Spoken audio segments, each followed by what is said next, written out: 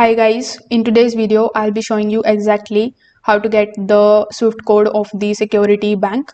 So to begin with, first of all, come here on the official website of the security bank, which is securitybank.com. Here with the help of it you can pay via QR code. So once you are here, simply hover over to the top and click on the option of About Us.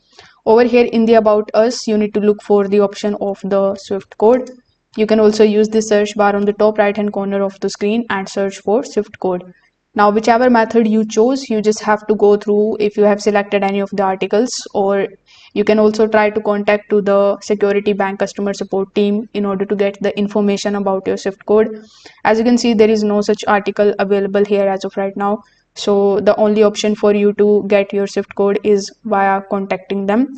The second method that you can use is with the help of this website, which is called bank.codes.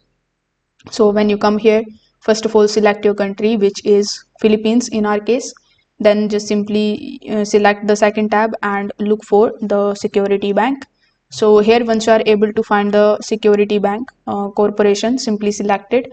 Then select the city and select the Swift code. So this way you will be able to get the Swift code of the security bank corporation in no time.